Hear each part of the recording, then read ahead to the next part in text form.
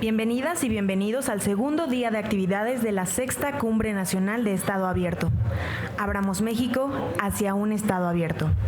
En este panel se dialogará sobre la forma en que la transversalidad del feminismo en la apertura institucional repercute en el establecimiento de los elementos mínimos para eliminar actos en los que se limite el ejercicio de los derechos humanos por la desigualdad de género. Para ello, la comisionada del INAI, Norma Julieta del Río Venegas, moderará esta sesión. Antes de cederle el uso de la voz a la comisionada, les recuerdo que el hashtag con el cual estamos siguiendo la conversación en redes sociales es Cumbre Estado Abierto. Adelante, comisionada.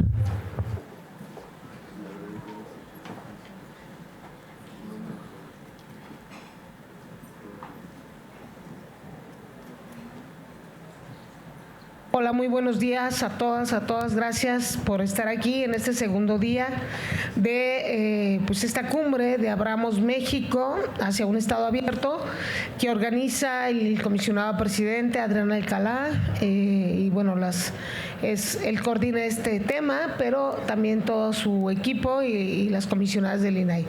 Gracias por estar aquí, los que están en la distancia. Y bueno, vamos a iniciar el día de hoy con este panel, el panel número 4 de ayer que comenzaron estas actividades. Hoy vamos a hablar sobre lo que significa la participación efectiva de las mujeres en estos procesos gubernamentales y cómo ha sido proactivamente el acceso a la información para la agenda feminista. Aquí en este panel, que ahorita voy a presentar a nuestras queridas panelistas, se va a analizar cómo este derecho, uno de los dos derechos que tutelamos, el acceso a la información, ha contribuido, ha ayudado, ha sumado a los colectivos para impulsar sus causas y también cómo las instituciones encargadas de estos programas de mujeres han sido un medio para ellas sin tener, ahora sigue de por medio, el tema de la burocracia. Yo voy a presentar a las panelistas.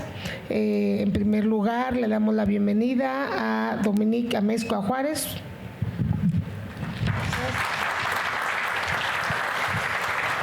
Gracias. Tenemos a la directora general del Semanario Z, reconocida y conocida, Adela Navarro. Gracias, Adela. Buenos días.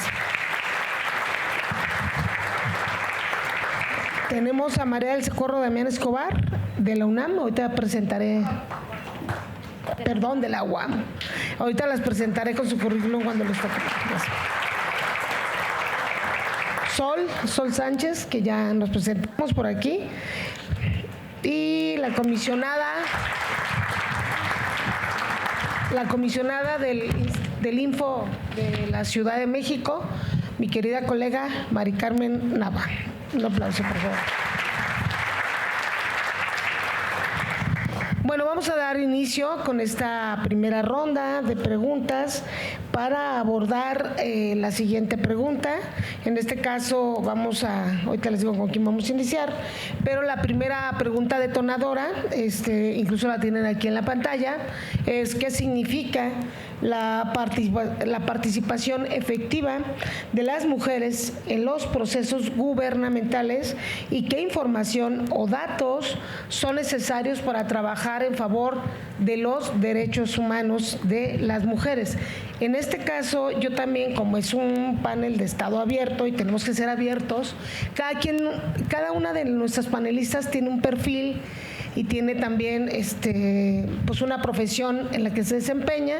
Yo les pediría que desde su enfoque lo pudieran hacer. En este caso, por ejemplo, la directora Adela es periodista, directora general de un medio, cada quien allá de la universidad, cada quien esta pregunta desde el enfoque de su perspectiva y de su línea profesional.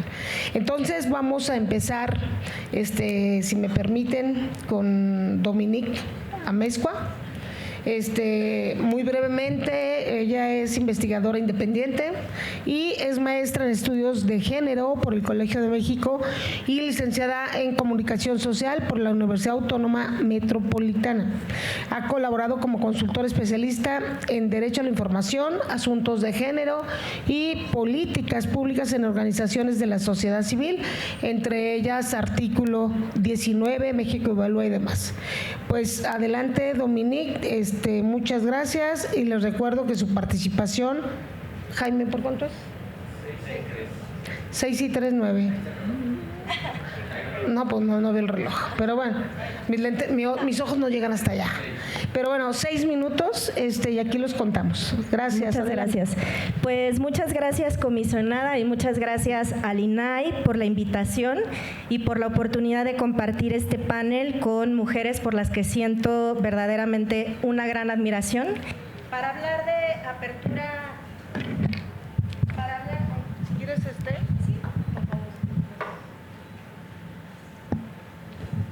Quiero que se ruede y se caiga. Gracias.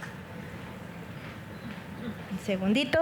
Bueno, para hablar de apertura institucional y agenda feminista, y voy a aprovechar que me toca abrir el panel para iniciar apuntando que la historia de las mujeres y de los feminismos es una historia de lucha por la apertura y por la inclusión.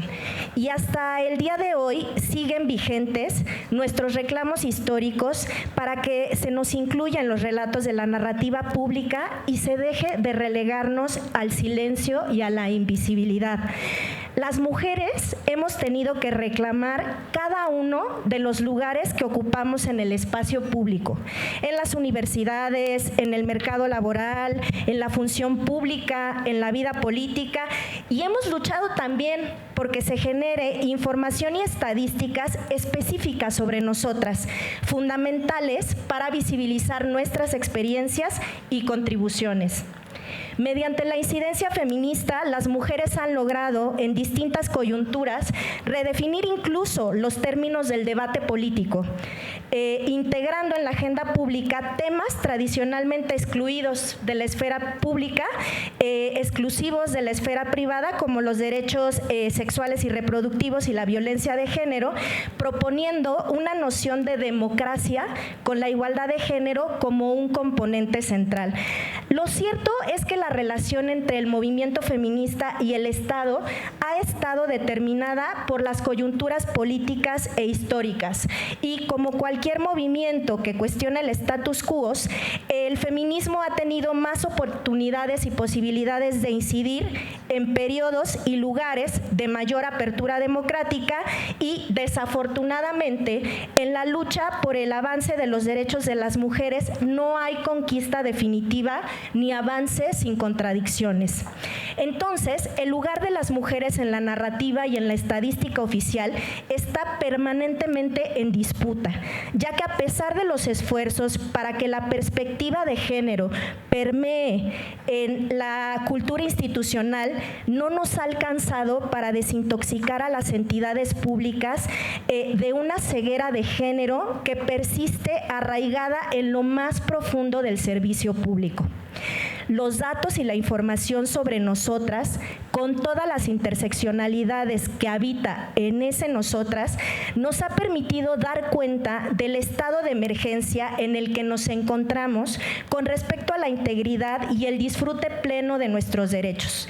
En este sentido, las instituciones públicas nos siguen quedando a deber en la disposición de datos claros, accesibles y desagregados que nos permitan fiscalizar no solo qué están haciendo los gobiernos por los derechos de las mujeres, sino qué tanto esta política ha servido para reducir o no las brechas en las que se busca incidir. Otra deuda de las instituciones públicas para con la agenda feminista es generar utilidad pública a partir de la información que recaban sobre las niñas y las mujeres mexicanas y superar la lógica de que acumular documentos en archiveros públicos es transparencia.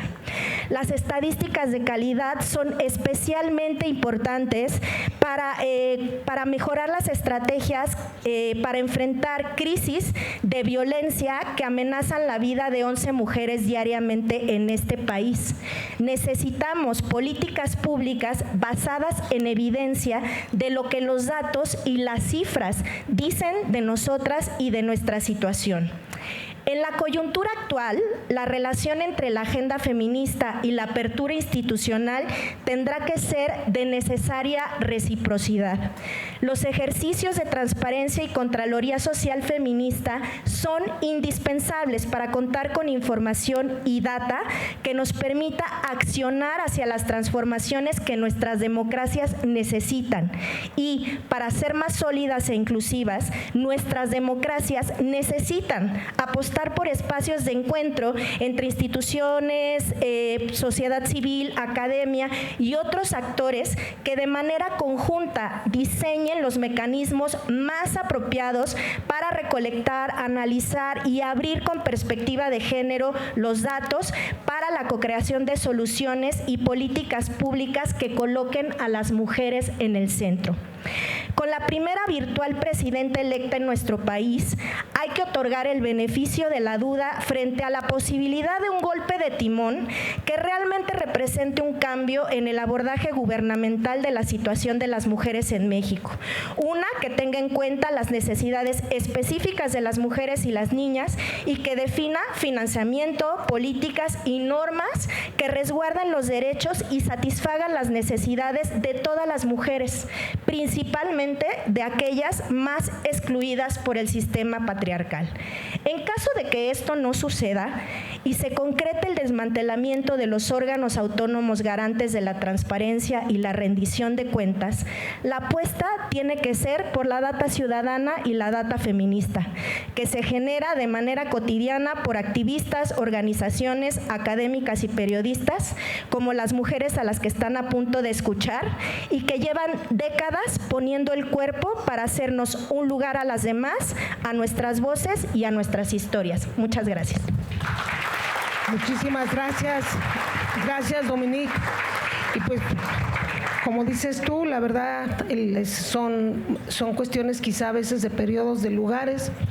Y pues le vamos a apostar a eso que dices de la presidenta electa, porque al desaparecer los órganos autónomos hay muchísimas mujeres que se quedarían sin trabajo. Bueno, al final hacemos los comentarios. Ahora continuamos con María del Socorro Damián Escobar. Ella es titular de la Unidad de Género de la UAM, Iztapalapa, licenciada en Derecho, especialista en Derecho Civil, abogada feminista y defensora de derechos humanos, actualmente titular de la Unidad de Género. Adelante, Dominique, hasta por 6 minutos.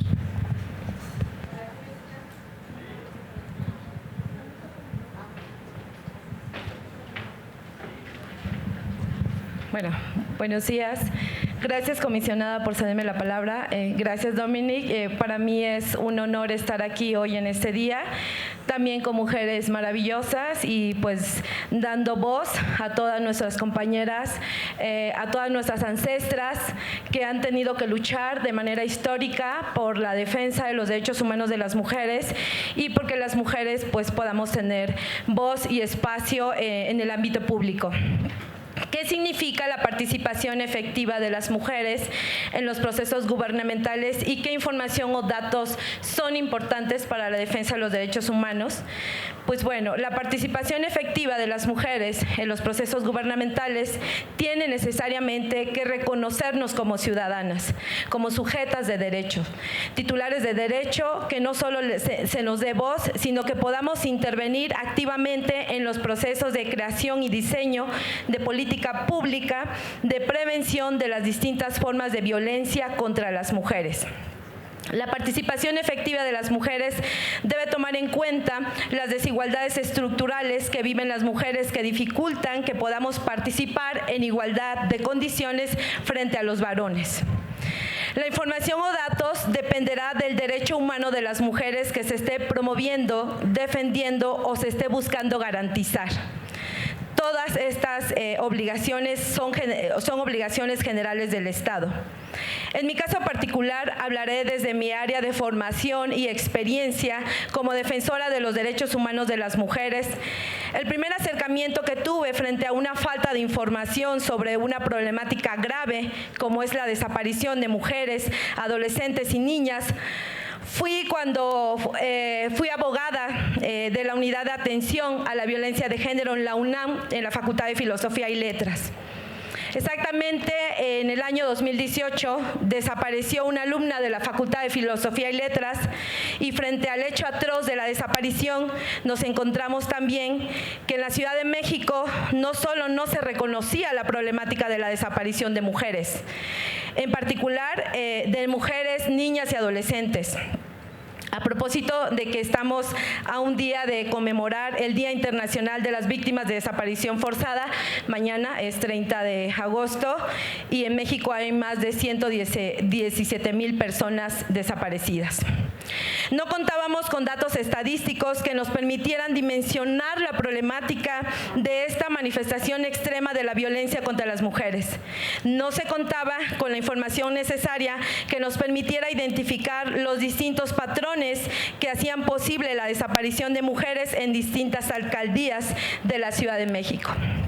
Sin duda, la estadística con perspectiva de género ha sido un logro, por decirlo, metodológico de las feministas.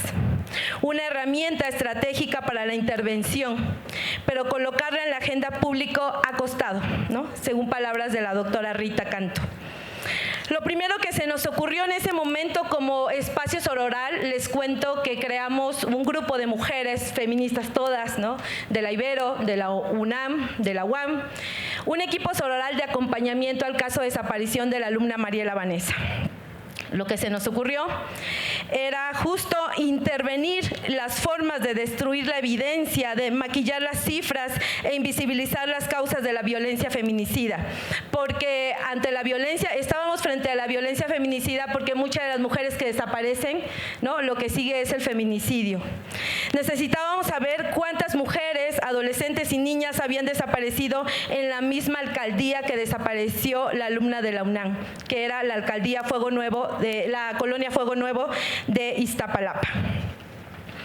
¿Cuántos delitos por razones de género se habían denunciado y cuántas carpetas de investigación se habían abierto en ese año? ¿Quiénes eran los perpetradores? ¿Qué grupos de delincuencia organizada operaban en las zonas y sectores de la alcaldía? Entre otros datos. Dicha información nos era de utilidad para solicitar a la Procuraduría Capitalina, hoy Fiscalía, que le diera el estatus de persona desaparecida y dejara de nombrarla persona ausente voluntaria. Atendiendo al contexto de violencia sistemática y estructural que prevalecía en la Ciudad de México contra las mujeres, para colocar el caso de la alumna como una violación sistemática a los derechos humanos de las mujeres y las niñas y no como un caso aislado, y no que nos dijeran que se había ido por su propia voluntad, ¿no?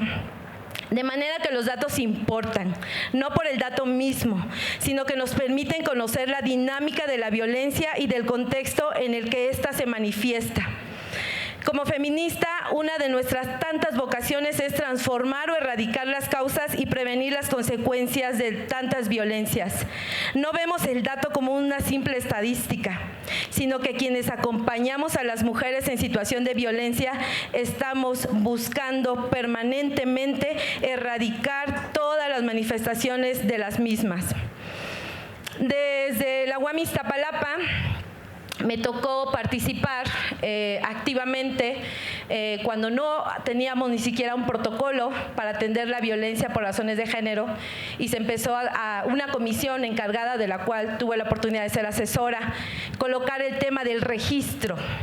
¿Por qué no tenemos registro y evidencia de las denuncias que hacen las alumnas, las trabajadoras administrativas, las trabajadoras académicas en las universidades de lo que está pasando dentro de la universidad? Las instituciones educativas, las instituciones de educación superior, hoy ya tenemos una normatividad, una ley de educación superior que tenemos que cumplir, que mandata no solo tener registro, sino tener protocolos que atiendan la problemática. Y de eso pues creo que les comentaré más adelante, pero bueno, se diseñó y se creó desde los recursos incipientes que podemos tener como una unidad de género, donde solo somos 2 abogadas, pues una base de datos que se fue alimentando y que creo que hoy por hoy vamos registrando quejas, denuncias, asesorías, medidas de protección que solicitamos y se implementan, seguimientos de medidas de protección. Es más, se hizo una base que justo platicaba yo con Dominic hace un rato, tras bambalinas, una base de agresores sexuales sancionados, ¿no? ¿Y por qué me sirve ese dato? ¿Para qué nos sirve ese dato a las mujeres universitarias? Porque personas académicas, ¿no?, que están frente a grupo y que han sido sancionados, pues bueno, ustedes dirán, ya fueron sancionados, ¿no? Ya repararon el daño, pero muchas de esas conductas las van a replicar frente a otros espacios universitarios, ¿no? O profesores que se nos fueron sin sanción y solo se movieron de universidad. Creo que ya me acabó el tiempo. Perdón, cedo la palabra a Sol. ¿Sí? No. ¿No? Oh, no. Gracias María del Socorro. Y bueno, también muy interesante, pero no solo en las universidades, en las instituciones también hay acosadores sexuales, y también se denuncian y nada más los castigan y siguen, siguen en las instituciones. Aguas, es un tema muy delicado y qué interesante. Bien, ahora vamos a darle el uso de la voz a Adela Navarro Bello. Como todos saben, ella es directora general del semanario Z y desde luego quiero rápido también comentar, ella es ganadora del premio María Mors Cabot, tiene una trayectoria de más de 30 años ejerciendo el periodismo de investigación sobre temas de corrupción, narcotráfico y crimen organizado. En 2007 obtuvo el Premio Internacional a la Libertad de Prensa, otorgado por el Comité para la Protección de los Periodistas. En 2011 la International Women's Foundation le otorgó el galardón, un galardón que fue como periodista del año por la Sociedad de Periodistas Profesionales en San Diego, California, y más cosas, pero vamos a aprovechar los 6 minutos. Adela, bienvenida. Muchas gracias, comisionada. Muchas gracias, comisionado presidente. Gracias a quienes nos acompañan el día de hoy, que son días muy oscuros en México. Son días de mucha oscuridad, de una negrura que se ve en el futuro, en el panorama que le aporta la opacidad. No puedo dejar pasar la oportunidad de hablar de ese elefante blanco, negro, oscuro, opaco que tenemos encima ante la incertidumbre de qué va a suceder con el Instituto de Transparencia, de Acceso a la Información en México, ahora que por un capricho del presidente de la República desaparecen varios órganos autónomos que fueron todas conquistas ciudadanas.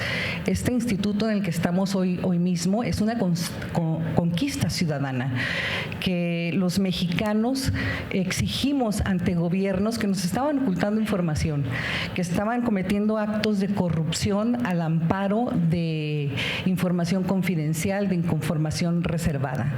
Hoy día tenemos un gobierno con prácticas muy similares, con corrupción, un gobierno que para evadir su responsabilidad y su obligación de proveer información a los mexicanos ha decidido reservar información con el pretexto de que pertenece a la seguridad nacional. Insisto, son días de mucha oscuridad, de mucha tristeza. Yo les decía un poco en broma y no tanto que me siento que estoy acudiendo al funeral del INAI. Creo que nos corresponde a los mexicanos todos volver a levantar la voz como lo hicimos hace años para que esto no suceda, para que toda esta infraestructura que tenemos que nos favorece no nada más a los periodistas sino a los mexicanos en general para tener un gobierno transparente o supervisar las acciones, los programas o los recursos de la forma en que se manejan, nos corresponde a todos. En términos de las mujeres, a partir del periodismo, lo que estamos haciendo es proteger los datos de las mujeres, es utilizar estas instancias como el INAI o nuestras páginas para la denuncia y la crítica para protegerlas. Les pongo un ejemplo, en el primer gobierno de Morena en Baja California, en el 2019-2020, la Fiscalía General de Justicia del Estado el Día Internacional de la Mujer, el 8 de marzo, había preparado un anuncio o una manta con las fotos de todas las mujeres que tenían órdenes de aprehensión. Era su manera de celebrar ese día. Nosotros nos enteramos de esta situación, de cómo iban a exponer a estas mujeres y impedimos que eso sucediera, impedimos que se les exhibiera de esa manera. En muchas de las ocasiones no hay información, aún se solicite por el sistema de transparencia, no hay información sobre las mujeres que están siendo procesadas, sobre las mujeres que están siendo investigadas por diferentes delitos que ni siquiera han sido vinculadas a proceso, pero ya están siendo estigmatizadas no solamente por ser mujeres, también quizá por estar en algún núcleo donde dicen que la mujer se desenvuelve mejor en la comisión de delitos. Esto es una aberración, dado que, por ejemplo, tenemos casos como el reciente, donde la Fiscalía General de la República, en una investigación abierta, cuando suele negar información,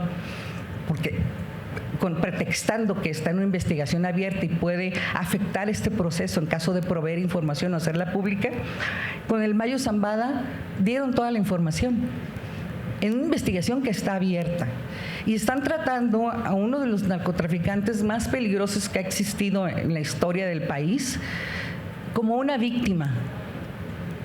Como una víctima lo atendieron su queja y están solicitando una orden de aprehensión hacia la persona que supuestamente lo traicionó, pero no lo están juzgando como narcotraficante ni a la otra persona, nada más lo están procesando por haberlo entregado, por haberlo secuestrado y entregado a la autoridad de otro país. Esas son el tipo de incongruencias que hay en las fiscalías. Es decir, nosotros podemos solicitar información sobre las mujeres que están siendo procesadas, sobre las mujeres a las que están investigando, y el pretexto es ese: no podemos darte esa información porque son parte de investigaciones abiertas, lo cual es evidentemente una falacia, porque la información, tanto la Fiscalía General de la República como el Gobierno de la República y otras instancias la manejan a su conveniencia.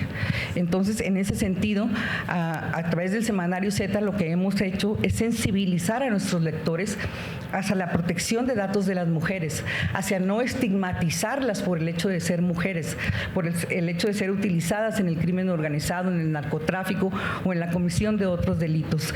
En ese sentido, de defenderles sus derechos humanos, actuar, hacer periodismo desde una perspectiva de género, visibilizar los casos de feminicidios, obligar a las fiscalías generales de los estados y de la República a que en cuanto una mujer es detenida se apliquen los protocolos de seguridad de una mujer, y cuando una mujer es asesinada se apliquen inmediatamente los protocolos de que se puede tratar de un feminicidio.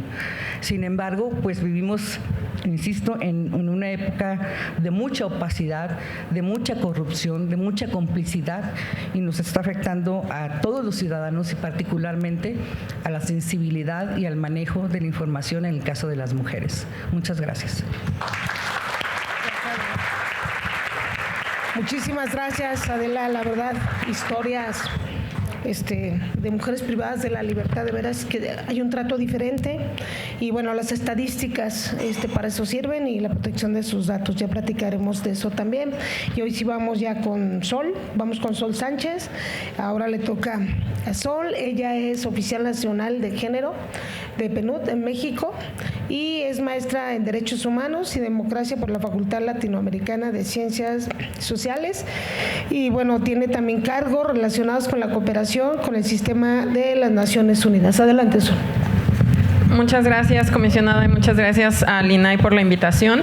Primero, felicitarles por llamar a este panel feminista. Hace unas semanas estuve en la conferencia de política exterior feminista, y escuchar que otros países todavía le temen o se resisten a llamar feminista a las cosas por su nombre es todavía preocupante. Entonces, que lo hagan aquí es fantástico.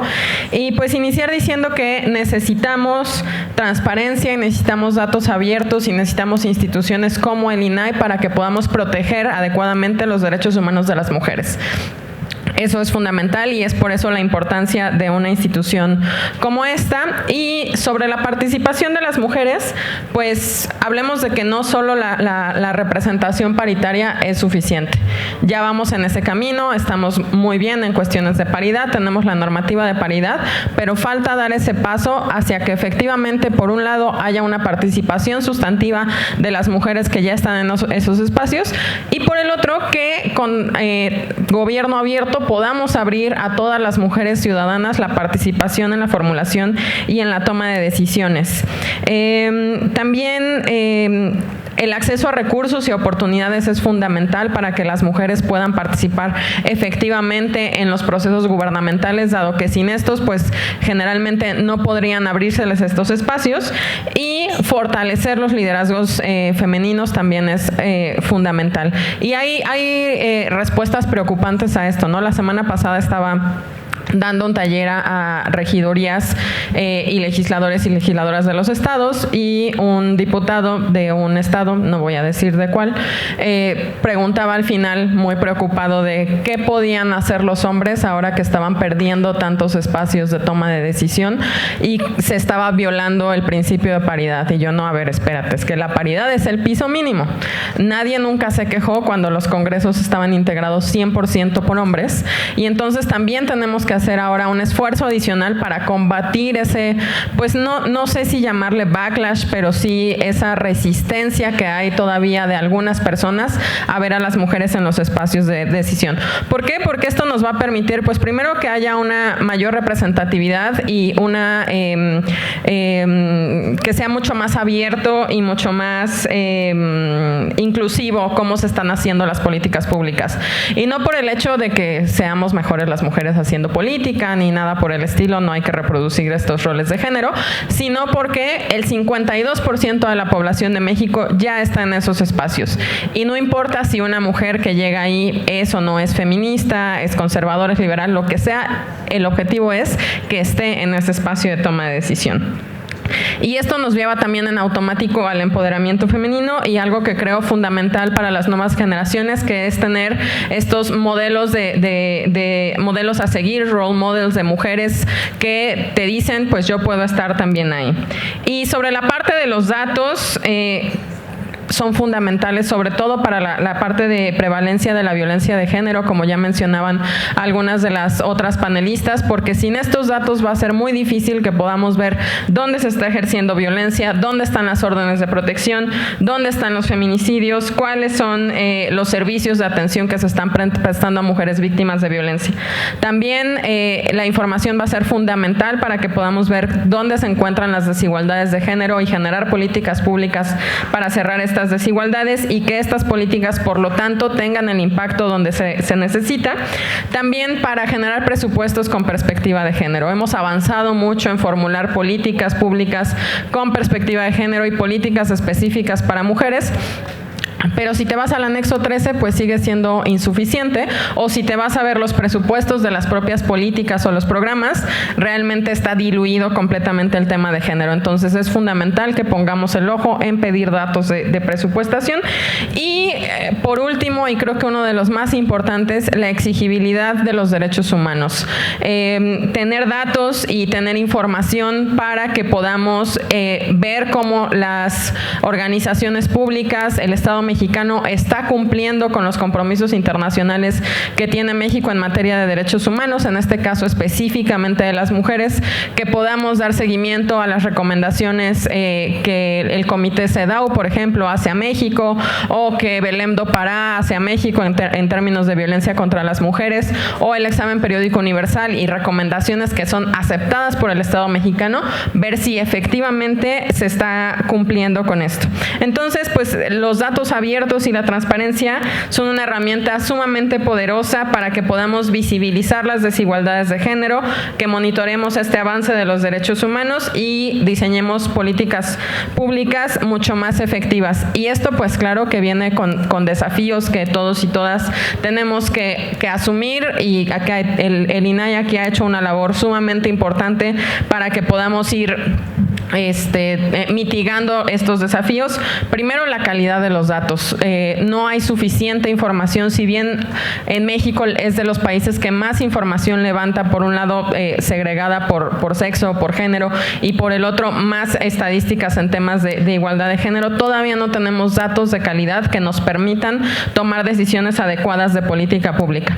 La otra, la accesibilidad de los datos, ¿no? O sea, es hasta la fecha muy complicado, a pesar de que ya tenemos un instituto de información muy sólido, el hecho de que tú vayas a una institución pública y les pidas la información y te digan, sí, pero tienen que pagar miles en copias, o traernos el CD, o traernos el USB, o ya te tuviste que ir a un recurso al INAI, pues eso dificulta mucho que la gente de calle pueda acceder a estos datos.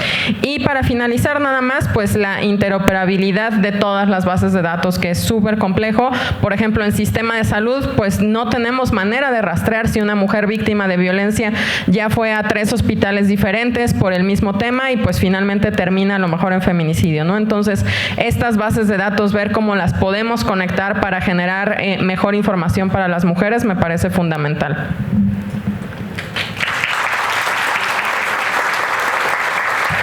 Muchísimas gracias, Sol.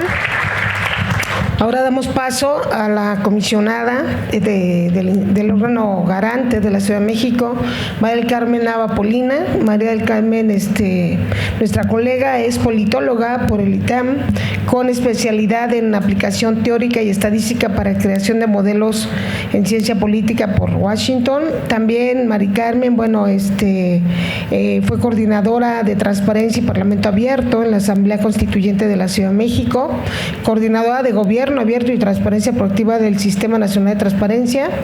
También fundó Visión Legislativa, es integrante de la RIJA, de la RAGA, que es la red de politólogas de la Red Internacional del Círculo de Mujeres de la Paz, entre otros cargos. Adelante, María. Muchas gracias.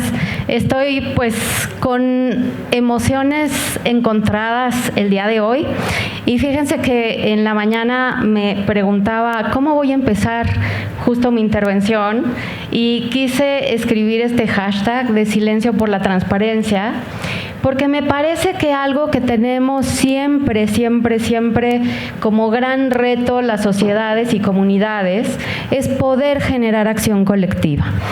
Y si bien estamos inmersas en el debate de la reforma en materia judicial, también, por supuesto, estamos inmersas en la posible desaparición de 33 organismos autónomos de transparencia, y bueno, de ahí el hashtag que les invito a viralizar, Silencio por la Transparencia.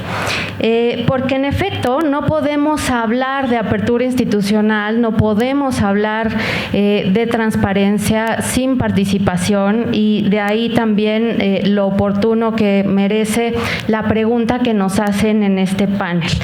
Me gustaría comentar varias cosas y, por supuesto, espero ser eficiente en el uso del tiempo.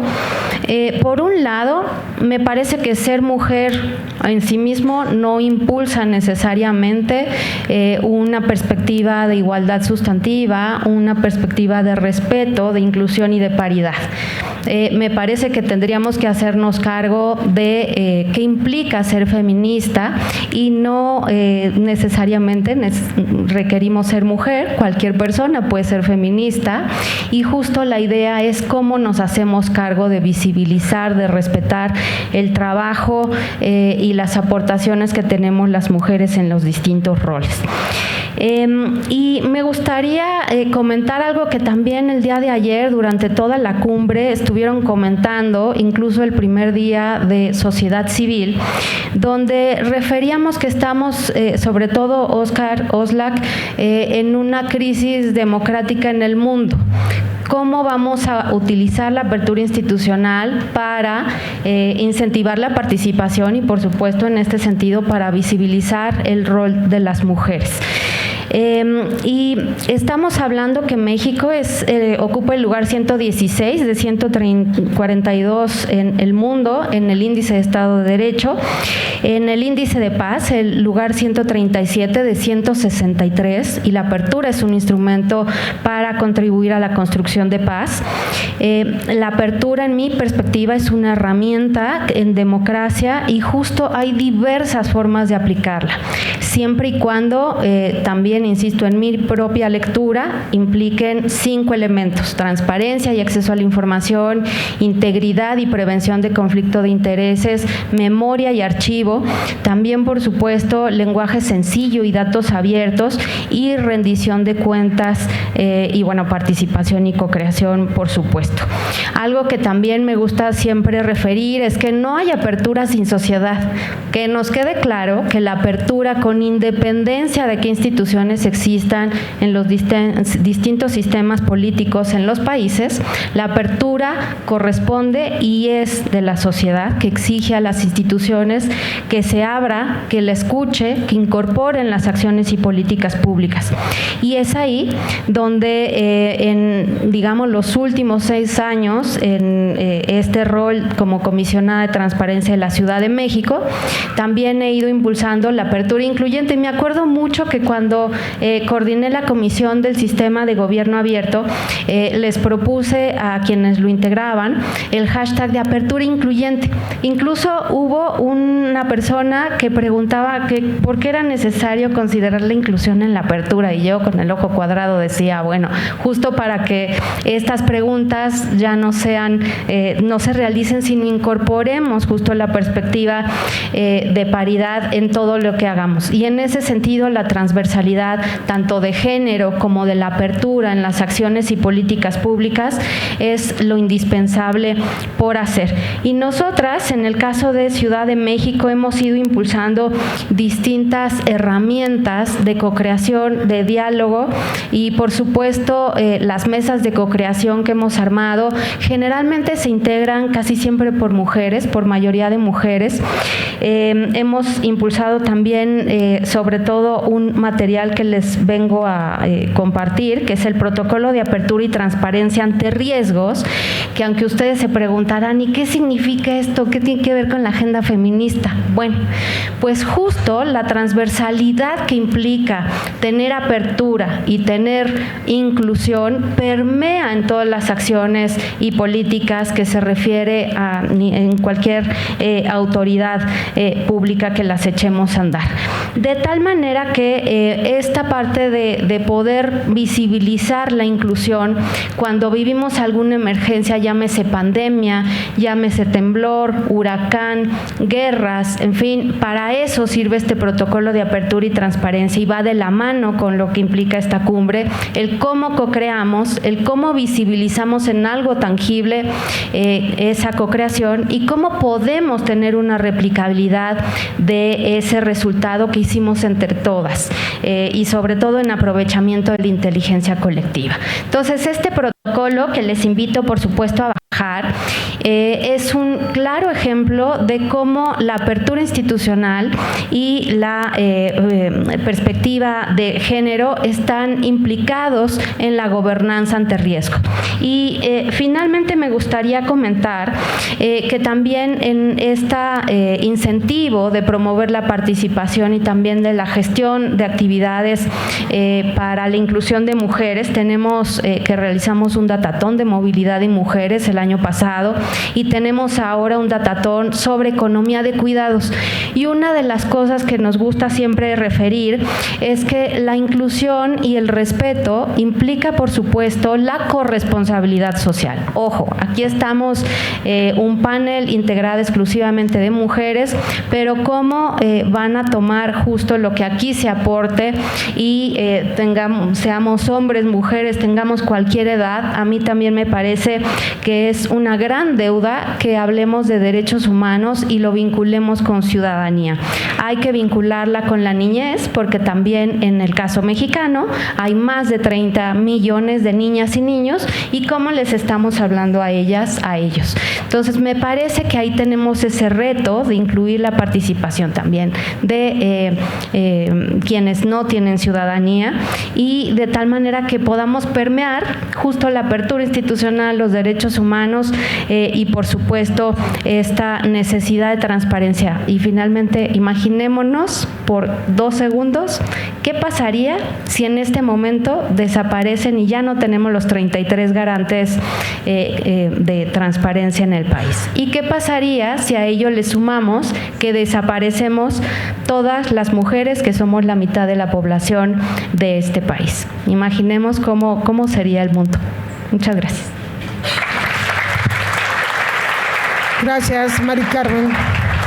Muchas gracias. Y bueno, debo decir que la propuesta del tema que pasara la palabra de gobierno abierto a Estado abierto fue Mari Carmen quien lo propuso.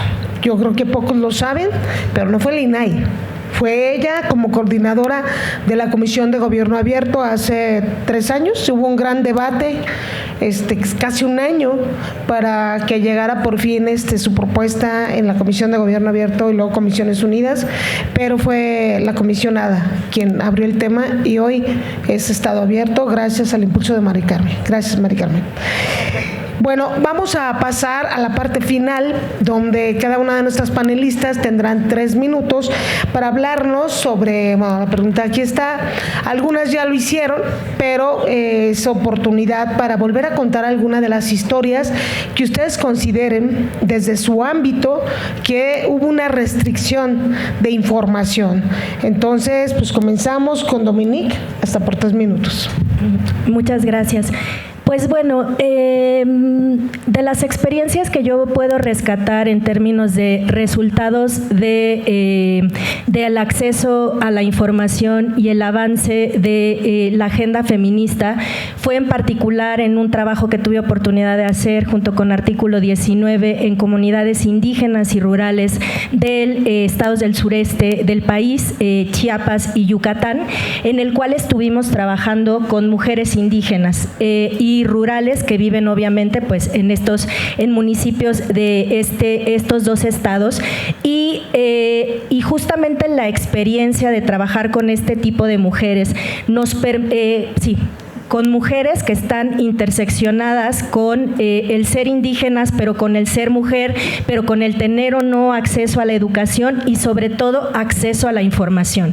Entonces, en uno de los ejercicios de transparencia que hicimos, estábamos trabajando con una persona adulta mayor que quería hacer una solicitud de información sobre recursos para la edificación de una escuela. Pero esta mujer no sabía escribir, no sabía leer y por supuesto no sabía hacer uso de los dispositivos electrónicos para acceder a una solicitud de transparencia basada en un Sistema Nacional de Transparencia Digital, ¿no? Gracias a el INAI y al trabajo que se hizo con el órgano garante, que en primer momento se negó a responder la solicitud de información en audio y en idioma chol para garantizar el acceso de esta mujer indígena al derecho a la información. El sujeto obligado, que era la Secretaría de Educación Pública, se niega a dar esta información y gracias al Instituto Nacional de Transparencia y Acceso a la Información Pública, no solo conseguimos que se entregara la respuesta en formato audio y en idioma chol, sino que además justamente se sentara un precedente, un llamado desde el propio pleno del INAI para poner énfasis en la necesidad de hacer todos los ajustes razonables necesarios para garantizar el acceso de todas las mujeres a la información, porque no solo las profesionistas necesitamos saber, todas las mujeres necesitamos conocer nuestros derechos, conocer justamente cómo se manifiestan las violencias en nuestra contra, a quién podemos acudir en caso de que se estén violando nuestros derechos. Entonces, a mí me me parece muy importante resaltar justamente esto que decían. Yo creo que es muy difícil hablar de un gobierno abierto si no se toma en cuenta las dificultades que tienen distintos sectores de la población, o de un Estado abierto, distintos sectores de la población para acceder a la información. Esas son las cosas en las que tendríamos que estar pensando en cómo avanzar y no preguntándonos en cómo vamos a hacer ahora que todo esto que ha costado tanto trabajo corre el riesgo de ser desmantelado. Tendríamos que estar justamente abonando en construir lo que tanto en fortalecer lo que ya está construido y no en arrasar sin valorar todo lo que se ha logrado en esta historia de transparencia de nuestro país. Muchas gracias, Dominique. Ahora damos paso a la pregunta como conclusión de María del Socorro. Adelante. Bueno,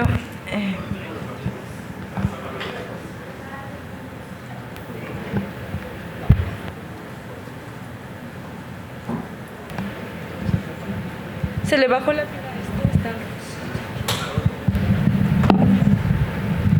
Bueno, como conclusión también creo que ya lo expuse, cuáles eran las dificultades que habíamos tenido, pero yo aprovecharé estos minutos para sumarme también a la exigencia de mantener un órgano autónomo como es el INAE, porque ha costado toda una trayectoria, han sido años de lucha de las mujeres, de los movimientos feministas, porque podamos tener acceso a la información, porque podamos tener datos importantes que nos lleven a tomar decisiones adecuadas, como lo mencionaba Sol, o sea, no cualquier decisión, necesitamos tener decisiones adecuadas que promuevan una política pública integral de prevención, en el caso específico desde donde me muevo, que es la atención y sanción de las violencias por razones de género. Creo que hay información que se tiene que seguir compartiendo. En el caso particular de las universidades, en la UAM, por ejemplo, la mayor información que nos están solicitando es cuántos casos de violencia estamos atendiendo al año, cuántos por trimestre, cuántos de esos casos tuvieron una sanción, ¿no? ¿Cuál fue el tipo de la sanción? ¿Cuánto presupuesto tienen las unidades de género para atender la problemática de la violencia? ¿Qué calidad tienen los agresores? Si es parte del alumnado, si es parte del profesorado o son trabajadores administrativos o de base, porque ahí también creo que hay una importante distinción. No se sanciona de la misma manera o con la misma eficacia o con la misma rigidez a un trabajador sindicalizado que a un trabajador de confianza o un profesor que tiene 20 o 30 años en la universidad. ¿Cuáles son las edades de las víctimas? Porque también creo que eso es importante para que podamos seguir trabajando. Los protocolos que se crearon en las universidades han sido ineficaces hasta cierto punto porque no se está atendiendo la problemática que nos arrojan los datos estadísticos, ¿no? Estamos interviniendo, como comenta la doctora Samantha Zaragoza, estamos administrando la violencia, pero no la estamos combatiendo. Entonces, me sumo a la defensa de un órgano autónomo que ha sido consecuencia de la lucha y la transparencia y también por la defensa del acceso a la información pública. Gracias. Muchísimas gracias. Ahora le cedemos el uso de la voz a Adela Navarro. Muchas gracias. Bueno, otra de las historias, y es que insisto, a pesar de todo lo que hemos conquistado y de que hemos hecho camino y andado para tener acceso a la información y lograr una mayor transparencia en los procesos de las diferentes instituciones que nos rigen como ciudadanos, muchas aún permanecen, con todo y el INAI, muchas permanecen en la opacidad. Entonces, los reporteros tenemos que, ahora sí que reportear a la antigüita, es decir, no solicitar la información oficialmente porque no nos la van a proporcionar, insisto, como el caso de las investigaciones que permanecen abiertas, sino acudir a nuestros contactos, a las fuentes, a los familiares de las víctimas. Hasta el 12 de agosto de este año, en Baja California habían sido asesinadas 181 mujeres. Nosotros lo documentamos porque día a día documentamos los crímenes que están sucediendo en el estado y en el país. De hecho, en la edición de mañana vamos a sacar el acumulado de los feminicidios en el país en los últimos 5 años y medio y también de los homicidios dolosos en los últimos 5 años y medio. Pero vuelvo a este caso. Entonces es revisar con los ministerios públicos, carpeta por carpeta, con los familiares, revisar la escena del crimen, casi nosotros como periodistas, como reporteros, hacer un análisis para saber si fue un feminicidio, si hay agravantes que indican que fue un feminicidio. Porque de esos 181 mujeres asesinadas en Baja California, nada más 18 han sido catalogados como feminicidio. Es irrisorio, cuando en muchos de los crímenes, de acuerdo a los testigos, de acuerdo a entrevistas con familiares, con policías investigadores, hay este tipo de agravantes, es decir, la dejan desnuda, por ejemplo, ¿no? O sea, tratando de humillarla aún más allá de la muerte o en la muerte, la violan, cometen otras atrocidades con su cuerpo. Esos son agravantes que es por el hecho de ser mujer. Sin embargo, no todos son investigados con esa perspectiva de género. En nuestro caso, insisto, como periodistas, ese es el principal reto a lo que nos enfrentamos. Por un lado, la opacidad de las autoridades investigadoras ministeriales e incluso judiciales, y por otro lado, proteger a estas mujeres. En el mismo periodo, y esto sí nos lo dieron a conocer en una solicitud de transparencia, 102 mujeres desaparecidas en Baja California aparecieron asesinadas. Igual, sus crímenes están sin investigar, no sabemos si las asesinaron por su condición de mujer o tuvo que ver en algún momento su dignidad de mujer en el crimen, porque no hay investigaciones más allá, porque no están abiertas a la ciudadanía, porque permanece esta opacidad. Y si eso lo estamos viviendo en estos momentos que tenemos un instituto de acceso a la información, ahora imaginen sin uno. La inseguridad se va a desatar, la complicidad entre las autoridades ministeriales, judiciales y policíacas va a incrementar. Está comprobado que ante la falta de supervisión, ante la falta de investigación, la corrupción crece. Gracias.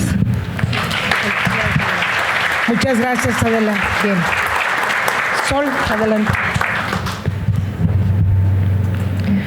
Gracias. Pues trabajando en un organismo internacional tenemos mucho más acceso a la información que a lo mejor en otras profesiones, y de hecho incluso buenas prácticas, ¿no? Por ejemplo, tenemos una base de datos abierta donde están todas las evaluaciones externas que se han hecho al PNUD, y con inteligencia artificial tú les puedes preguntar cosas y la probamos incluso para temas de género, para generar mejores proyectos en género. Entonces, de ese lado, pues estoy en una zona privilegiada donde tenemos información suficiente para generar proyectos de desarrollo adecuados. Pero si la aterrizamos ya a nivel país, como les decía, es fundamental los datos, sobre todo para temas de violencia contra las mujeres. En México no hay medición de violencia contra las mujeres más allá de lo que nos dice la Encuesta Nacional de la Dinámica de las Relaciones en los Hogares. Para feminicidio, pues ahí nos imaginamos un proxy con las muertes violentas con presunción de homicidio, pero que realmente no nos está dando la información suficiente para ver cómo están siendo asesinadas las mujeres. Y pues esto es lo que necesitamos, ¿no? Por eso la importancia de los datos abiertos, porque la única forma en que podamos hacer políticas efectivas para el combate a la violencia de género y la atención y la prevención atención es teniendo los registros administrativos de lo que está pasando con las mujeres. Y en este sentido va un poco mi experiencia, que saliéndome de la pregunta no es en el espacio profesional, sino en el personal. Cuando hice la tesis de maestría era sobre la exigibilidad de derechos humanos, que tanto el Estado mexicano respondía a las recomendaciones de organismos internacionales de derechos humanos, en específico cómo la CONAVIM respondía a las recomendaciones del examen periódico universal. Pues para eso había que meter solicitudes de información, entonces metí una Relaciones Exteriores. Yo trabajaba ahí, entonces, pero había que hacerlo por la vía adecuada, ¿no?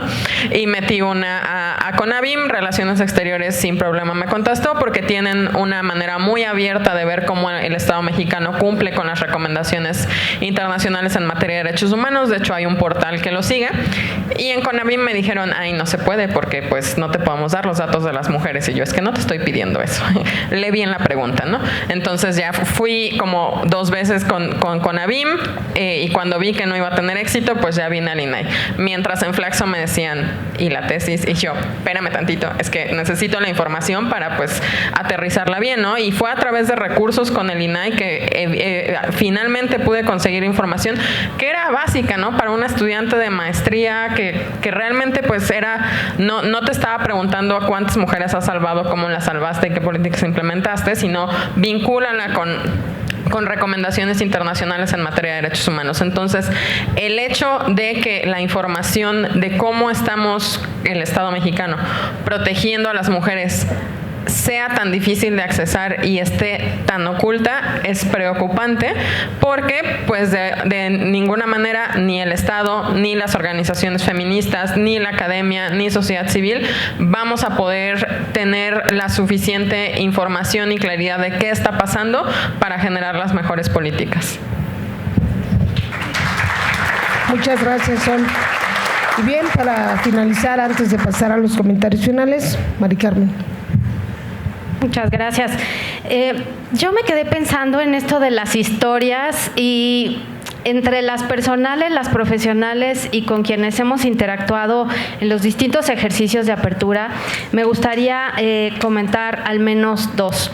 Por un lado, nosotras hemos trabajado con mujeres cis y trans en reclusión y en reinserción, y también, como saben, es un cúmulo de situaciones de vulnerabilidad cuando las mujeres que están privadas de libertad generalmente están ahí por cuestiones de violencia dentro de sus casas.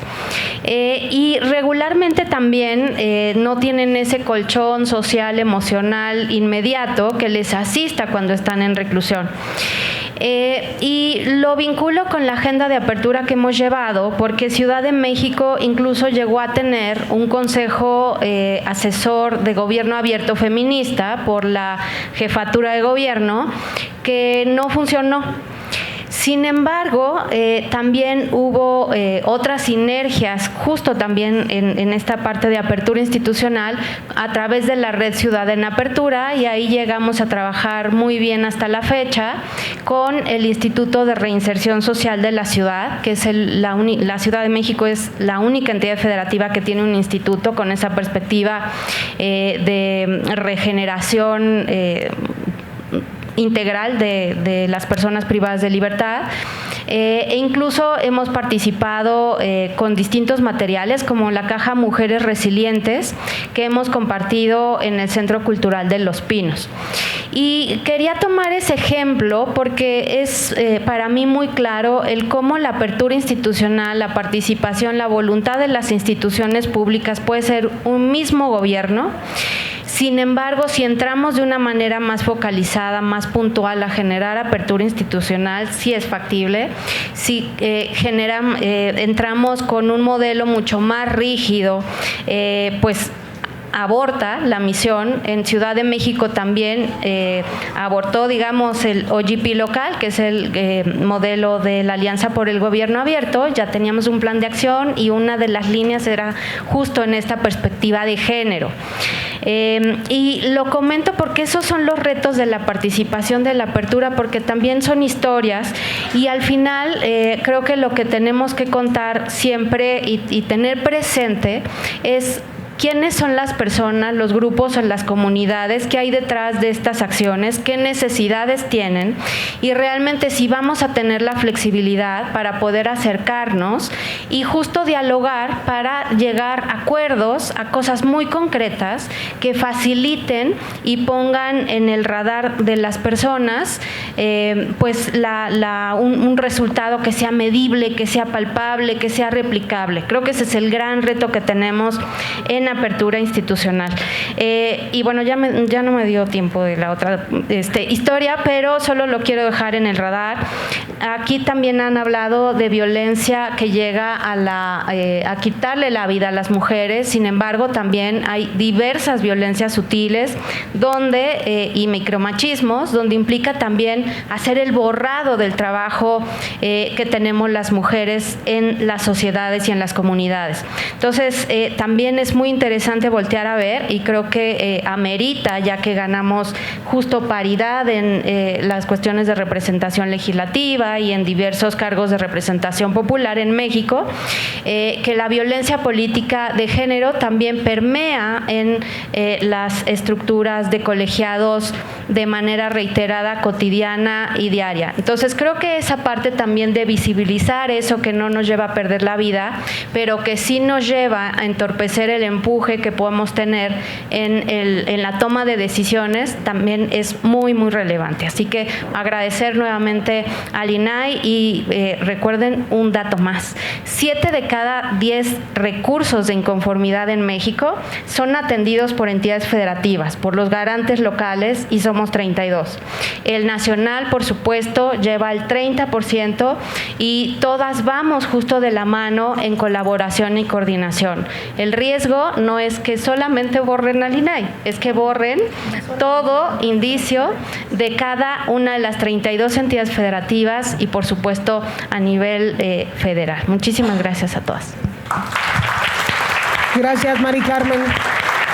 Pues muy rápidamente agradecerles a las panelistas y decirles, Dominique nos habló de la historia de las mujeres y los feminismos. También dijo que no se nos debe relegar al silencio y a la invisibilidad, que hemos tenido que reclamar cada espacio que tenemos en espacio público. Socorro, entre varias cosas, también nos habló de estadísticas, de muchas conductas machistas que se replican en los espacios donde se desarrollan. Adela, pues inició con una frase también contundente: estos días son oscuros para México porque se le está apostando a la opacidad. Habló de la incertidumbre sobre lo que pasará con estos institutos y nos habló de estadísticas muy lamentables que pasan no solo en su estado, sino en el país sobre feminicidios.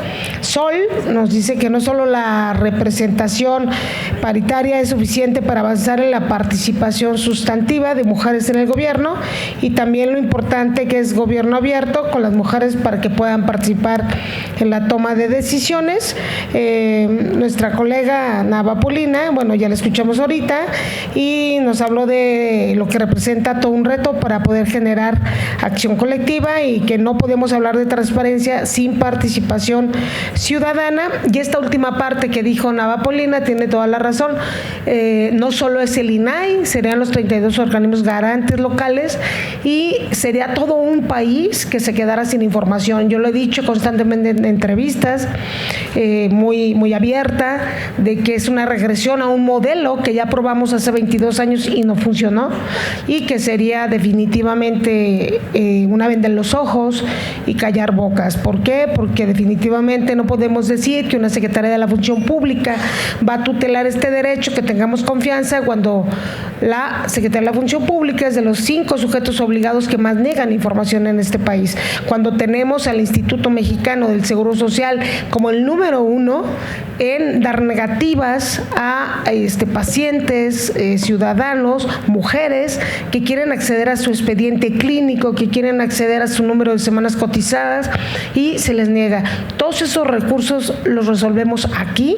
Lo mismo hacen las entidades federativas. Tan solo en el pleno de antier resolvimos 590 negativas, y ya lo decía también Adela, el pretexto más recurrente es por cuestiones de seguridad nacional. Y ahora tienen otra moda que dicen que porque está en un proceso de deliberativo. El caso es que si no existieran estos institutos, no solo las mujeres, todos los ciudadanos en este país van a batallar en acceder a la información, pero sobre todo, ¿qué va a pasar con la vulneración de datos personales? Vamos a ser víctimas de robo de identidad, de delincuencia organizada, vamos a estar como una moneda a cambio nuestros datos personales. ¿Quién los va a cuidar? No sabemos, ni en la iniciativa saben, no han puesto esto en la iniciativa porque creo que no saben y no se han dado cuenta del tamaño del peligro que es esto. No es un instituto, son dos derechos donde los quieran encajonar pero con autonomía. Y si hay muchas mujeres en el Congreso de la Unión y si hay muchas mujeres en el Senado, ojalá esas mujeres senadoras, ojalá esas mujeres diputadas pues no afecten a otras mujeres si dicen que son sororas con las mujeres. Gracias y nos vemos en el próximo panel. Gracias a todas nuestras panelistas, gracias a todos. Buenos días. Agradecemos las valiosas intervenciones de nuestras panelistas, así como la moderación de la comisionada del Río. De igual manera, solicitamos al público asistente mantenerse en sus lugares. En unos minutos dará inicio el Lighting Talk, discurso de Orio, con el director regional de Artículo 19 y Centroamérica, Leopoldo Maldonado Gutiérrez.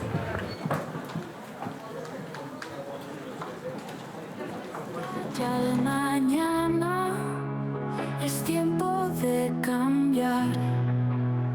Formemos una voz, no hay que dudar más. Juntos construiremos un futuro brillante. En la cumbre veremos un México triunfante. Abramos México hacia un estado abierto. El cambio está en nosotros. El camino es cierto. Involúcrate ahora. Tu voz es crucial. En esta gran cumbre serás fundamental. Abramos México hacia un estado abierto. El cambio está en nosotros. El camino es cierto. Involúcrate ahora. Tu voz es crucial. En esta gran cumbre serás fundamental. Abramos México hacia un estado abierto. Hacia un estado abierto. El cambio está en nosotros. El cambio está en nosotros. El camino es cierto. Es nuestra oportunidad de hacer la diferencia. La llave en nuestras manos es la transparencia.